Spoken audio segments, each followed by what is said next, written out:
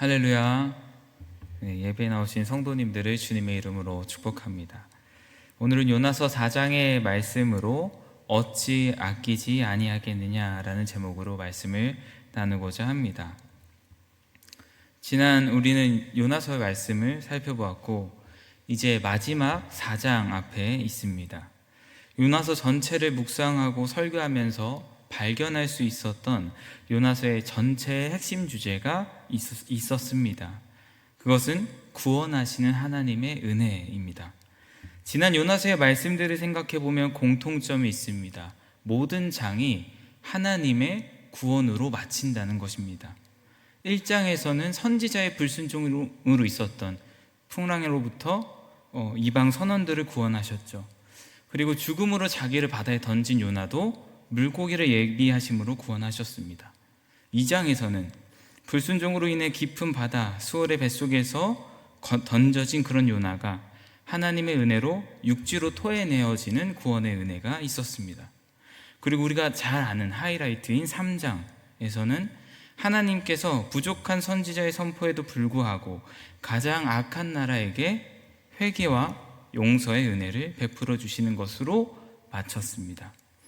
이처럼 요나서의 모든 장은 구원을 향한 하나님의 강한 의지, 은혜들을 잘 가르쳐 줍니다. 요나서의 하나님은 백성들뿐만 아니라 잔혹한 원수의 나라라 할지라도 잃은 영혼을 향한 구원의 자비로우신 은혜를 베푸시는 분이십니다. 그리고 하나님은 백성들이 이런 하나님의 자비로우신 뜻에 동참하길 원하셨습니다. 그래서 끊임없이 엇나가는 요나를 버리지 않으시죠. 풍랑으로 멈춰 세우시고 선원들의 책망으로 무엇을 잘못하고 있는지, 어디로부터 잘못 나왔는지를 가르치시죠. 그리고 물고기를 예비하시기도 하시고, 또 니느웨의 부족한 선포에도 불구하고 그런 니느웨의 믿을 수 없는 반응과 회개를 목도하게 하십니다. 그렇게 그 구원이 하나님께 있음을 알게도 하셨습니다. 그런 모든 것들을 눈으로 보고 직접 경험하게 그렇게 가르치셨죠. 자, 이렇게 하나님께서 몸으로 깨닫게 하시고 직접 교훈하시고 가르치셨다면, 그러면 이제 요나는 어떻게 되었을까요? 요나서의 전체 주제, 구원하시는 하나님의 은혜를 깨닫고 이 일에 요나가 함께하게 되었을까요? 오늘 우리가 읽은 마지막 4장에 와서 마주하게 되는 요나의 모습은 어떻습니까? 그동안의 하나님의 인도하심이 무색하게도 전혀 배우지 못한 사람처럼 행동합니다. 아니, 어쩌면 1장에서 하나님의 얼굴을 피해 도망쳤었던 때보다도 더 못하고 더 완악한 모습을 보여주고 있습니다.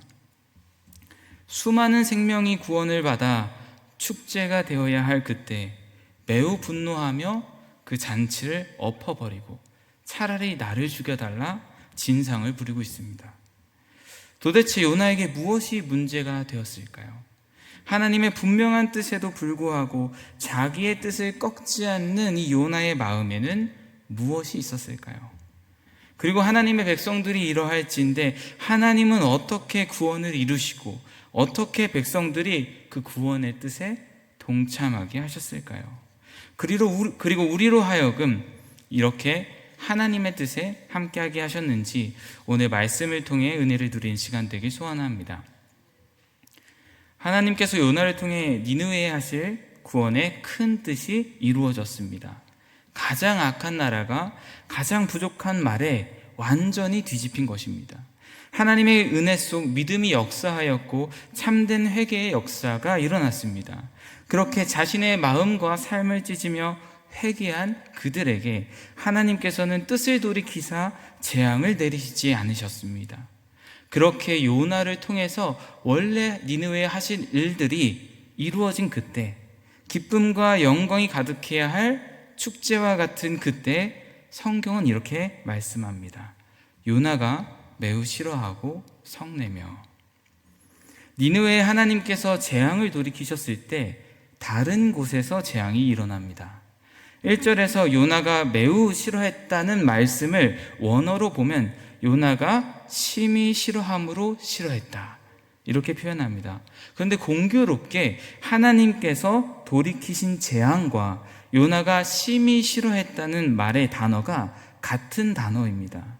즉 요나가 큰 재앙으로 싫어했다는 것입니다. 이렇게 말씀은 3장에서 하나님께서 돌이키신 재앙과 요나의 싫어하는 마음을 연결해서 말씀해 줍니다. 하나님께서 재앙을 돌이키셨을 때 요나의 심령에 커다란 재앙이 임한 것입니다. 니느웨에 임한 하나님의 자비하심을 요나가 얼마나 싫어했는지, 그의 분노가 어땠는지를 잘 보여주는 것입니다. 또 그의 분노가 얼마나 심한 것이었는지 성경은 요나가 성내었다라고 말씀합니다. 성내다에 해당하는 히브리어는 달아오르다라는 말에서 파생된 단어로 속에서 활활 타오르는 분노, 격렬한 분노를 의미합니다. 이 분노가 얼마나 격렬한 것인지 죄에 대한 하나님의 분노, 가인의 분노를 표현할 때 이 단어를 사용합니다. 그러니까 지금 요나의 분노가 그저 화가 난 정도가 아니라 활활 타오르고 있는 불과 같이 주체할 수 없이 격렬하게 일어나는 분노, 살인에 이르렀던 가인의 분노와 같이 참을 수 없어 당장 무슨 일을 저지를 것만 같은 그런 분노였습니다. 그렇게 하나님께 차라리 죽여달라 성을 내며 따지는 것입니다. 성경에 보면 요나만큼 이 막대먹은 태도로 하나님께 화를 낸 사람은 없습니다. 그런데 가장 이해하기 어려운 점은 요나가 화를 내는 것이 하나님이 악해서가 아니라, 하나님이 내 기도를 들어주시지 않아서가 아니라 하나님이 너무 은혜로우신 분이라서 화를 내고 있다는 사실입니다. 성경에 보면 하나님께 대하여 항변했던 인물들이 많이 있죠. 심지어 자기를 죽여달라고 요나처럼 말했던 인물들이 있었습니다.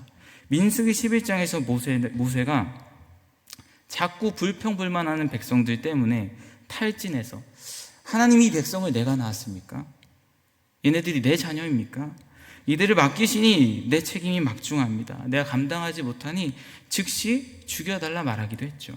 또 엘리야는 바알 선지자들과 싸운 후 이세벨의 살해 위협이 있을 때 도망하여 지치고 두려운 마음에 자기의 생명을 거두어 달라 말하기도 했습니다. 또 이해할 수 없는 그런 고난에 항변했었던 욥도 있었죠. 이들은 모두 자신이 견딜 수 없는 고통이나 사명의 버거움, 세상의 악이나 하나님의 침묵 때문에 화를 냈습니다. 즉 하나님의 자비하심을 구하는 분노였죠. 그런데 요나만은 유일하게 하나님의 자비하심 때문에 화를 내는 것입니다. 하나님이 너무 좋으신 분이라 화가 난다는 것입니다. 요나는 그렇게 자신의 분노에 폭발하여 지금까지 자기가 도망쳤었던 이 불순종했었던 그 행동의 동기들을 말하기 시작합니다. 2절의 말씀입니다. 띄워주시면 함께 같이 읽겠습니다. 2절 말씀 함께 읽겠습니다. 준비 시작. 여호와께 기도하여 이르되 여호와여 내가 고국에 있을 때에 이러하겠다고 말씀하지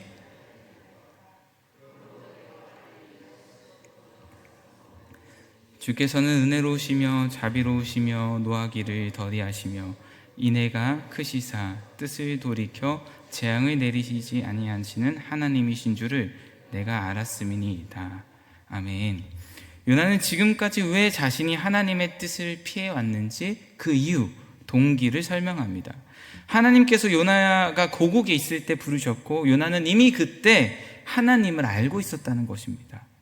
요나가 알고 있는 하나님은 은혜로우시며 자비로우시며 노하기를 더디하시며 인애가 크시사 뜻을 돌이켜 재앙을 내리시지 않는 그런 하나님입니다. 요나는 하나님을 아주 정확히 알고 있습니다. 이런 요나의 고백은 요나가 만들어낸 고백이 아닙니다. 출애굽기 34장 6절의 말씀과 같습니다. 이스라엘이 금송아지 사건으로 언약을 깨트렸을 때 하나님은 그들을 멸하시지 않으시고 오래 참으심과 크신 자비하심으로 다시 언약을 맺어주시죠.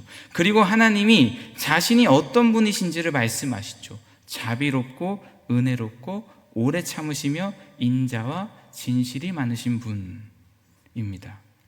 이 말씀은 구약 전체에서 하나님의 성품을 가장 압축적으로 잘 드러내는 말로서 이후 이 요나의 고백처럼 이스라엘의 중요한 고백이 되었습니다.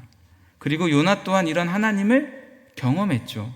요나는 고국에 있을 때부터, 즉 처음부터 하나님의 말씀에 불순종했습니다. 그럼에도 불구하고 하나님은 노하기를 더디하시고 그렇게 그를 참으시고 인도하셨습니다.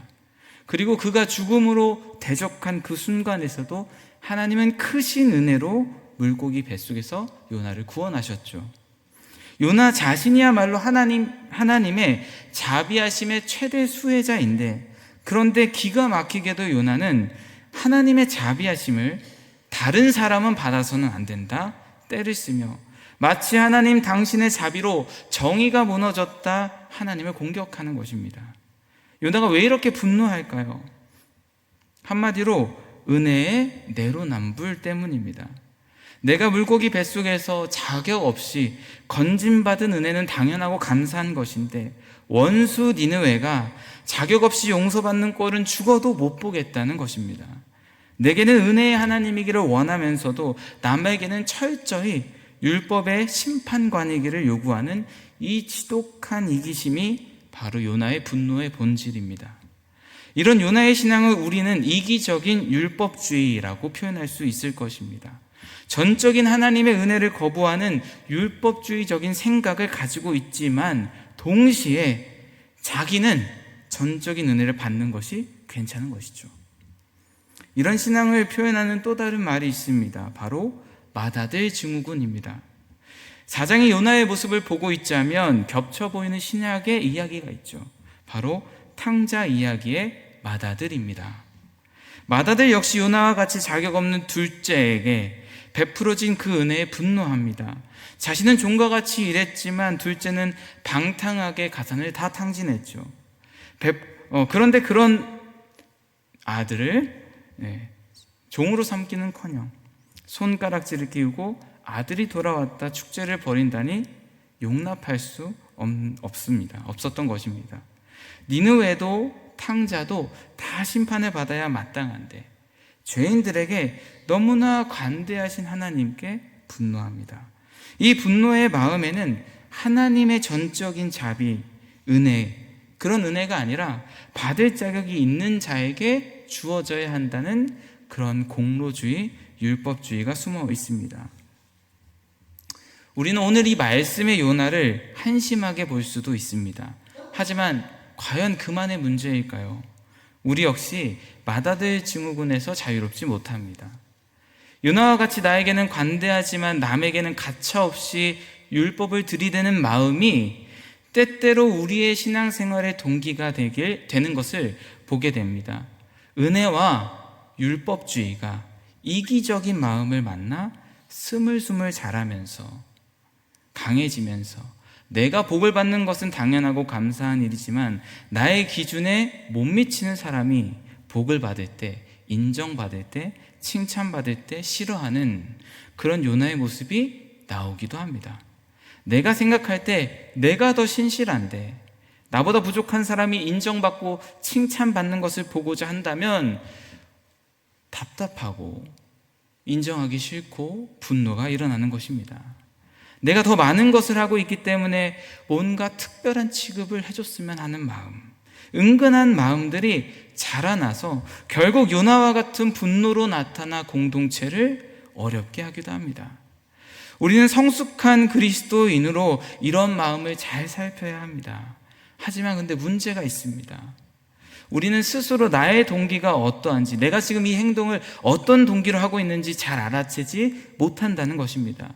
우리가 평소에 어떤 일을 할 때 나는 이렇게 해야지라는 생각을 하면서 하진 않기 때문입니다. 그리고 우리가 다 연약하기 때문에 얼마든지 이런 악한 동기를 스스로 감추고 속일 수도 있습니다. 그런데 이런 악한 동기들이 드러나는 때가 있습니다. 바로 내가 생각한 대로 되지 않을 때, 문제가 생길 때 드러나게 됩니다. 바로 오늘 말씀의 박넝쿨과 같은 사건들입니다. 하나님은 맏아들 증후군이라고 말할 수 있는 이기적인 율법주의에 사로잡혀 있는 요나에게 네가 이렇게 분노하는 것이 정령 합당한 것이냐 물으십니다. 이런 하나님의 말씀은 요나의 분노가 옳지 않다라는 것을 가르쳐 줍니다. 그런데 요나는 그런 하나님의 말씀을 싹 무시합니다. 그리고 성읍 동쪽에 나아가 초막을 짓고 팔짱을 낀 채 니느웨가 언제 망하나 지켜보죠. 지금 요나는 누가 하나님의 뜻에 대적하고 있는지, 무엇이 문제인지 전혀 알지 못하고 있습니다. 하나님은 그런 요나의 이기적이고 율법적인 동기를 박넝쿨을 통해 들춰내십니다. 하나님은 요나를 심판하거나 천둥 같은 음성으로 책망하지 아니하시고 그에게 박넝쿨을 예비하심으로 뜨거운 햇빛으로부터 요나를 가려 괴로움을 면하게 하셨습니다. 요나는 이런 하나님의 아주 작은 은혜에 기뻐합니다. 크게 기뻐합니다. 요나가 얼마나 크게 기뻐했는지 원어로 보면 큰 기쁨으로 기뻐했다 표현합니다. 기쁨에 큰 기쁨을 더해서 두 번 말하는데 이것은 의미를 극대화하는 그런 강조의 표현입니다. 마치 하나님께서 자기를 지지해 주는 것처럼 느껴졌을까요? 요나는 작은 그늘을 주었던 이 박넝쿨에 아주 과할 정도로 기뻐합니다. 그런데 이 기쁨이 오래 가지는 못했죠. 바로 다음날 자고 일어나 보니 박넝쿨을 벌레가 다 먹어버렸고 뜨거운 동풍이 일어나 사정없이 요나의 머리를 쪼았기 때문입니다. 이에 요나는 다시 하나님께 죽여달라며 하나님께서 죽여달라 말하죠. 하나님은 4절에서 요나에게 질문하셨던 것과 같이 요나에게 네가 박넝쿨로 성내는 것이 정녕 옳으냐 물으십니다. 4절에서는 하나님의 질문을 무시했던 요나가 9절에서는 이 자기가 크게 기뻐했던 박넝쿨이 없어지니 이성을 잃고 분노하기 시작합니다. 그런데 한번 이 장면을 상상해 보십시오. 악한 니느웨를 향해 예언을 선포하던 그런 선지자의 모습은 온데간데 없어지고 뙤약볕 아래 땀이 범벅이 된 채 창조주 하나님께 손가락질하며 생떼를 부리는 것입니다. 내가 화가 나 죽을 것 같습니다. 화내다 죽더라도 제가 화내는 것이 옳습니다. 사랑하는 여러분, 이 얼마나 기가 막힌 상황입니까? 온 우주를 지으신 창조주 하나님께서 하나님 앞에서 한낱 피조물인 인간이 자기의 알량한 편안함을 빼앗겼다고 화내다 죽어도 자기가 맞다며 핏대를 세워가며 따지고 있습니다. 하나님께서 박넝쿨 사건을 통해 요나의 마음의 민낯을 드러내신 것입니다. 그렇게 하나님께 불순종했던 이기적인 마음들이 드러납니다. 우리 10절의 말씀을 함께 읽겠습니다. 10절입니다. 준비 시작. 여호와께서 이르시되 내가 수고도 아니하였고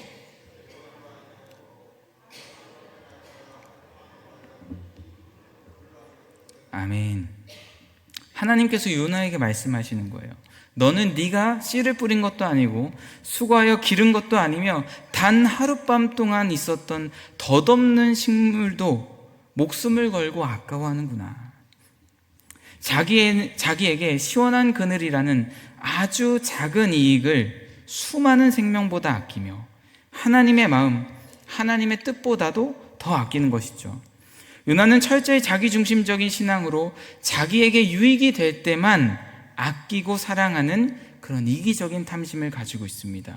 그러니 니느웨 사람들이 얼마나 많든지 하나님께서 그들을 얼마나 아끼시는지 전혀 상관이 없는 것입니다. 그들이 나와 내 나라의 해가 되고 악한 자들이니 그들을 전혀 아낄 필요가 없는 것입니다. 아니요, 오히려 그들에게는 내로남불로 엄준한 준엄한 율법의 잣대를 들이밀며 하나님의 심판대로 밀어버리고 있는 것이죠. 그렇게 재앙이 일어나 죽길 바라는 것이죠. 하나님은 이런 요나의 마음을 박넝쿨을 통해 드러내시는 것입니다. 사랑하는 성도님들, 박넝쿨이라는 이런 하나님의 실물 교육이 요나에게는 많은 스트레스가 되었을지 모르겠지만 이렇게 요나를 밀어붙이시는 것은 그를 정죄하거나 그를 선지자의 자리에서 내쫓기 위함은 아니었습니다. 오히려 그를 부르시는 때부터 지금까지의 모든 과정은 니느웨뿐만 아니라 요나를 포기하지 않으시는 하나님의 은혜입니다.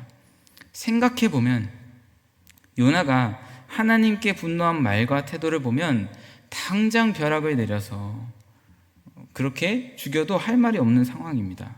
그런데 하나님께서는 어떻게 하십니까? 이 완악한 요나를 위해 박넝쿨, 벌레, 동풍을 예비하셔서 끝까지 가르치시는 겁니다.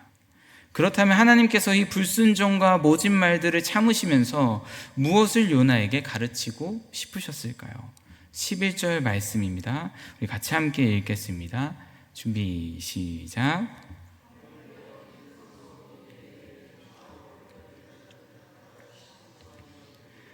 가축도 많이 있나니 내가 어찌 아끼지 아니하겠느냐 하시니라. 아멘. 하나님은 요나가 자신의 이기적인 율법적인 마음을 깨닫고 자기만을 사랑하며 자기의 유익을 구하던 그 좁은 시선을 들어 잃은 영혼을 아끼시는 그런 하나님의 마음을 보도록 가르치시는 것입니다. 요나야, 너는 네가 키우지도 않은 잠깐 있다 마는 식물에도 목숨을 운운하며 아끼지. 그런데 저기 니느웨에는 나의 잃어버린 영혼, 좌우를 분별하지 못하는 어린아이와 같은 영혼이, 그렇게 무지한 영혼이 12만 명이나 있단다. 내가 어찌 아끼지 않을 수 있겠니? 내가 반드시 아낄 거야. 원어로 보면 강조해서 말씀하십니다. 하나님은 요나가 이런 잃은 영혼을 향한 자비로우심을 함께하길 원하셨습니다. 그렇기에 끊임없이 기회를 주시고 끊임없이 가르치시는 것입니다. 사랑하는 성도님들, 오늘 말씀의 하나님은 잃은 영혼을 아끼시는 자비로우신 분이십니다. 그리고 그런 자비로우신 하나님께서는 요나와 같은 백성들이 잃은 영혼을 향한 하나님의 아끼심에 함께하길 원하십니다. 그렇게 언약을 주시고 이스라엘을 택하셨죠. 하나님께서 이스라엘을 택하시며 시내산에서 언약을 주실 때 그들을 뭐라 부르십니까? 너희가 내게 대하여 제사장 나라가 되며 거룩한 백성이 되리라. 너는 이 말을 이스라엘 자손에게 전할지니라. 아멘. 하나님은 자기 백성을 제사장 나라로 삼으셨습니다. 제사장의 역할은 백성들의 대표로 하나님께 나아가 백성을 정결하게 하며 거룩한 삶을 살도록 하는 중보자의 역할을 했습니다. 이 이스라엘이 이런 제사장 나라로 부름받았다는 것은 이스라엘이 세상 모든 민족과 하나님 사이를 연결하는 거룩한 통로이자 중보자의 민족이 되어야 했음을 의미합니다. 이스라엘의 거룩한 삶을 통해 주 하나님을 발견하고 나아오게 하는 것입니다. 그러나 요나도 이스라엘도 이런 영광스러운 언약을 파기하고 제사장 나라의 영광을 잃어버리고 실패하게 됩니다. 요나서에 요나의 마지막 대답은 나오지 않습니다. 그렇지만 얼마 지나지 않아 북이스라엘은 아수르에게 멸망했다는 것을 생각해 볼 때 결국 제사장 나라로서 하나님의 아끼심에 함께하지 못했음을 알 수 있습니다. 이는 구약의 역사를 통해서도 잘 알 수 있습니다. 그리고 예수님 시대에도 종교 지도자들의 모습만 보아도 실패했음을 알 수 있습니다. 여전히 이기적인 율법주의로 잃은 영혼을 아끼고자 하시는 하나님의 뜻을 깨닫지도 함께하지도 못하고 있는 것입니다. 이것이 바로 죄로 인해 타락한 인간의 한계이자 우리의 영적 현실입니다. 죄로 인해 타락한 본성 안에는 원수를 사랑하거나 나의 작은 이익을 포기하고 죽어가는 영혼을 향해 눈물을 흘릴 수 있는 그런 능력이 전혀 없기 때문입니다. 우리는 요나처럼 내 머리 위에 박넝쿨 하나가 아쉬워 죽기를 구하는 철저한 이기주의자이며 나에게 주어지는 은혜는 당연시하면서도 남에게 베풀어지는 자비는 절대 용납할 수 없는 모순적인 율법주의자입니다. 오늘날 이 요나의 얄팍한 심보가 우리의 신앙생활 속에 어떻게 나타납니까? 평소에는 잘 드러나지 않죠. 그런데 내 뜻대로 일이 잘 풀리지 않거나 내 평안, 이 박넝쿨이 조금이라도 금이 갈 때 여지없이 터져 나옵니다. 내 삶의 유익, 자식의 성공, 가정의 안락함이라는 내 그늘을 지키기 위해 신경을 곤두세우고 목숨을 걸면서도 지체들을 사랑하고 잃은 영혼을 사랑하는 일이라는 하나님의 아주 분명한 뜻에는 다른 사람이 하겠지. 무감각하게 방관하거나 수많은 핑계를 대는 것이죠. 피하는 것이죠. 더 나아가 은혜의 내로남불로 나타납니다. 나 같은 죄인이 구원을 받고 내 허물이 덮어지는 은혜는 너무나도 당연하게 여기면서도 교회 안에 내 기준에 못 미치거나 부족한 지체가 인정을 받고 칭찬을 받을 때 불편해합니다. 더 나아가 분노하기도 합니다. 십자가의 긍휼보다 공정과 정의를 운운하며 분노의 칼날을 휘두르기도 합니다. 결국 내 유익이라는 박넝쿨 뒤에 숨어 남을 향해서는 엄격한 율법의 잣대를 들이밀며 하나님의 심판대로 밀어버리는 완악함이 바로 우리 안의 요나입니다. 이런 죄된 마음과 이기적인 탐심으로는 결코 잃어버린 영혼을 아끼시는 하나님의 사랑에 도달할 수 없음을 겸손히 고백할 수밖에 없습니다. 그러나 사랑하는 여러분, 우리가 여기서 좌절하지 않을 이유가 있습니다.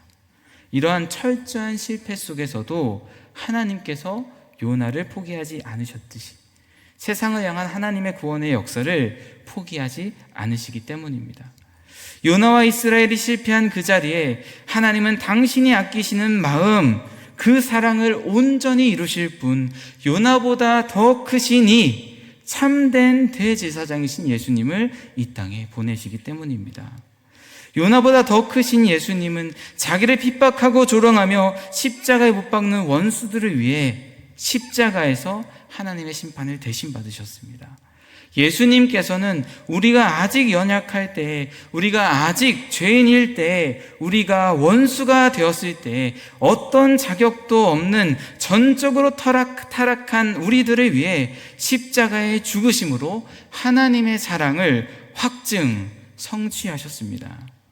11절에 좌우를 분별하지 못하는 자들을 반드시 아끼시겠다는 창조주의 하나님의 애끓는 그 눈물과 사랑을 십자가에서 피 흘려 죽으신 예수 그리스도를 통해서 온전히 이루시고 선포하고 완성하신 것입니다. 이스라엘은 언약을 파기했지만 예수님께서는 십자가에서 흘리신 피로 영원히 깨지지 않을 새 언약을 맺어 주셨습니다. 굳은 마음을 제거하시고 우리 안에 부드러운 마음과 새 영을 부어 주셨습니다.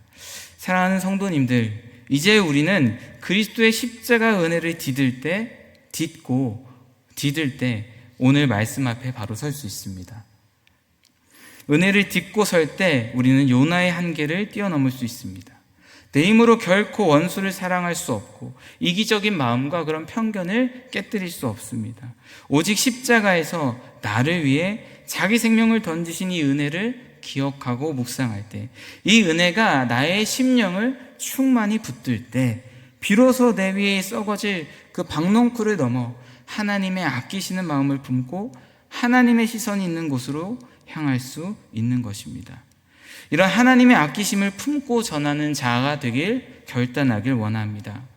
교회는 세상이 망하든 말든 우리끼리 모여서 은혜의 박넝쿨 아래 평안을 누리는 그런 이기적인 방주가 되어서는 안 됩니다. 베드로는 성도들 모두가 그리스도 안에 왕같은 제사장이 되었다 말을 합니다. 하나님은 그리스도 안에서 성령의 충만하신 역사 가운데 우리를 좌우를 분별하지 못하는 자들에게 하나님의 아끼심이 되게 하셨다는 사실을 믿으시길 바랍니다.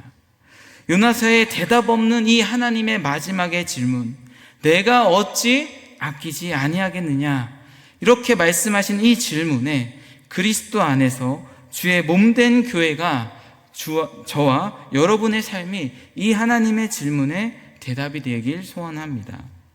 하나님의 뜻을 품지 못하는 얄팍한 이기심의 그늘에서 일어나 교회와 복음을 위해 함께 나가십시오. 그리스도의 심장을 품고 사랑으로 교회를 세우며 복음을 전하는 제사장 나라의 사명을 잘 감당하는 우리 새샘교회 성도님들 되시길 주님의 이름으로 축복합니다. 함께 같이 찬양하시고 말씀 기억하시며 기도하시겠습니다.